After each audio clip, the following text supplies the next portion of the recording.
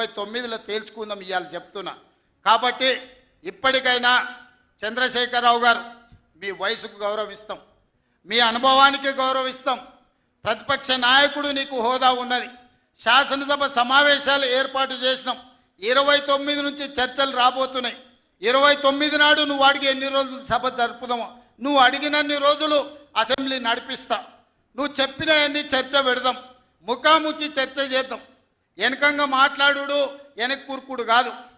నీళ్ల మీద మాట్లాడతామా, నియామకాల మీద మాట్లాడతామా, నిధుల మీద మాట్లాడతామా, తెలంగాణలో జరిగిన అభివృద్ధి మీద మాట్లాడతామా, రైతు భరోసా మీద మాట్లాడతామా, రైతు రుణమాఫీ మీద మాట్లాడతామా, లేకపోతే ఆడబిడ్డలకు ఇచ్చిన ఉచిత బస్సు మీద మాట్లాడతామా, లేకపోతే నువ్వు ఏం కోరుకుంటావో చెప్పు.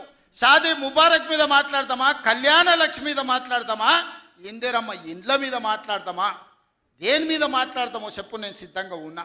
చర్చిద్దాం, దేశానికి ఆదర్శంగా నిలబడదాం, సమస్యల మీద మాట్లాడదాం, ఎవరు ఏం చేసినరో చెప్పుకునే అవకాశం కల్పిస్తాం. రాండి, మీరు మొహం చాటేసి ఫామ్ హౌస్లో పడుకొని మీరు ఖాళీగా ఉన్నప్పుడు పార్టీ ఆఫీసులు వచ్చి 10 మంది చెంచాలను పెట్టుకొని ఆ 10 మంది చెంచగాళ్ళ ముందల నువ్వు పొంకనాలు కొట్టుడు కాదు. నిజమైన చర్చ అసెంబ్లీలో చేద్దాం. ప్రజలు ఎన్నికలు ముగిసినాయి, అసెంబ్లీలో చర్చ చేయమని చెప్తారు. ఎవరు ఏం మాట్లాడతారో ప్రజలు వింటారు. విఘ్నులైన ప్రజలు తీర్మానం చేస్తారు. ఇలా సర్పంచులు అయిపోయినాయి. గ్రామ సభ పెట్టి సమస్యలను పరిష్కరించాల్సిన వాళ్ళు మళ్ళా సందు ఇల్లు తిరుగుతుందా అంటే ఏమన్నా అర్థం ఉందా? సర్పంచులారా మీరు చెప్పండి. ఇల్లు తిరిగినరు, ప్రజల దగ్గరకు పోయిరు, ప్రతి తలుపు తట్టినరు, ప్రతి గుండెకి చేరు, నమస్కారం పెట్టిరు, గెలిస్తే వాళ్ళు తీర్పిచ్చారు. మీరంతా సర్పంచులు అయ్యారు. గ్రామ సభ పెట్టి గ్రామ పంచాయతీలో మాట్లాడుకోవాలి, అంతేనా?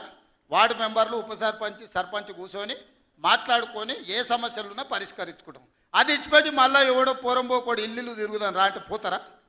ఇవాళ కేసీఆర్ కూడా గట్టిగా మాట్లాడుతుండు. ఈడ మాట్లాడదాం రావంటే రంగారెడ్డి జిల్లాలోటి, పాలమూరులోటి, నల్గొండలోటి ఆయన మీటింగులు పెడతాడంట. నువ్వు మీటింగులు పెట్టకపోతే సంతలో పోయి బర్లను కాసుకో, మేము వద్దంటున్నామా? మాదేం పోయింది? నీకు పొద్దు పోకపోతే మా కల్వకుర్తి సంతల్లో, కొడంగల్ సంతల్లో, ఇట్లకెళ్ళ మా ఎడ్ల సంతలు బొచ్చడు ఉన్నాయి. మత్తల్లో కూడా లేదు. పెబ్బేర్లో పెద్ద సంత ఉన్నది, పసల సంత. పోయి ఆడ పసల కాడ పోయి బర్రం కాసుకోపో, నేను వద్దంటున్నానా? నాదేం పోయింది? నీకు ఎట్లాగూ పని లేదు, ఖాళీగా ఉన్నప్పుడు ఆ పెబ్బేరు సంతలో బర్రెలు కాసుకోపో, బర్రెలు కొనుక్కోపో, నేను వద్దానన్నా? చర్చ చేయడానికి సభ ఉంది. అర్థవంతమైన చర్చలు చేద్దాం. తెలంగాణ ప్రజలకు వివరిద్దాం. అప్పుల మీద వివరిద్దామా, అభివృద్ధి మీద వివరిద్దామా, ఉద్యోగ నియామకాల మీద వివరిద్దామా, నీళ్ల మీద వివరిద్దామా, నువ్వు కట్టి కూలిన కాళేశ్వరం మీద మాట్లాడతామా, టెలిఫోన్ ట్యాపింగ్ మీద మాట్లాడతామా, సొంత బిడ్డనే ఇంటల్లుడు ఫోన్ ట్యాపింగ్ చేసినోడు ఇంతకంటే సిగ్గులేనోడు ఉంటాడా అని వాళ్ళు చెప్తారు. ఓ పక్కన నేను 1 కోటి మంది ఆడబిడ్డలకు చీర పెడతా, సారె పెడతా నేనంటే ఉన్నొక్క చెల్లెల్ని ఇంట్లోకెళ్ళి బయటకు వెళ్ళగొట్టిన వాడు ఆస్తిలో వాటా అయ్యేస్తుంది. గంత పనికిమాలినోడు, సొంత చెల్లెలకే చీర పెట్టలేనోడు, సొంత చెల్లెలకే పండుగ పూట బుక్కెడు బువ్వ పెట్టినోడు, వాడు కూడా ఒక మనిషా? మా ఆడబిడ్డలను ఆలోచన చేయమని అంటున్నా. ఏం ఆశిస్తామమ్మ పుంటింటి కాడ మనం? చెప్పురి. మెట్టింటికి వచ్చిన తర్వాత పండుగ పూట ఇంత బుక్కెడు పువ్వు పెడతాడు, మా అన్ననో తమ్ముడో ఉంటే చీర పెడతాడు, ఇంటి ఆయన ముందర ఇజ్జత్ పోకుండా ఉండని కానీ కోరుకుంటాం. గంతేనా? వాళ్ళ ఆస్తి అడుగుతామా? ఆడపిల్లలు మీరు సగం మంది సర్పంచులు ఉన్నారు కదమ్మా, ఆడపిల్లలారా మీరు చెప్పండి. పుట్టింటి గౌరవం నిలబెట్టడానికైనా ప్రయత్నం చేస్తారు కదా మీరు మీ అత్తగారింటి కాడ.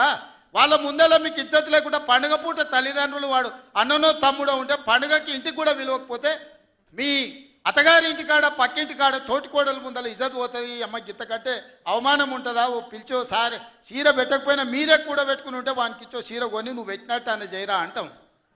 పుట్టింటి ఇజ్జత్ ఎవరని తీస్తారా?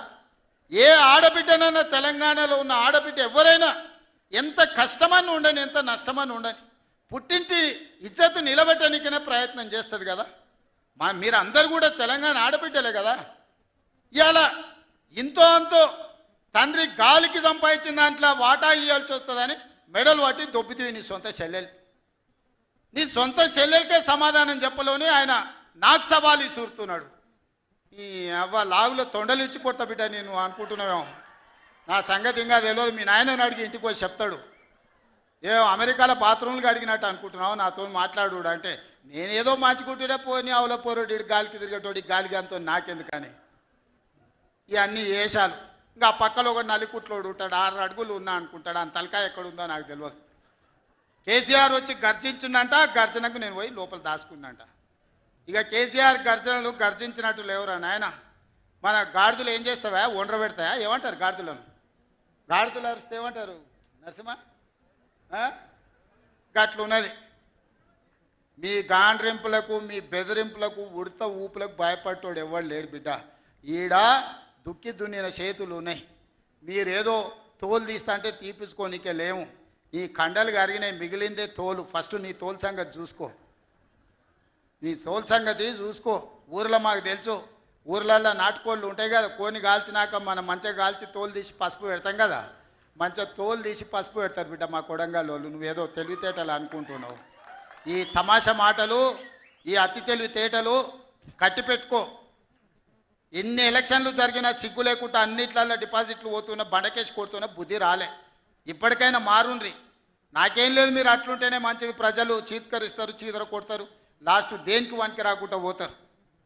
కాకపోతే ప్రతిపక్షమే లేదు తెలంగాణలో అని బయటకు పోతే ఇజ్జత్ పోయేటట్టు ఉన్నది. గదొక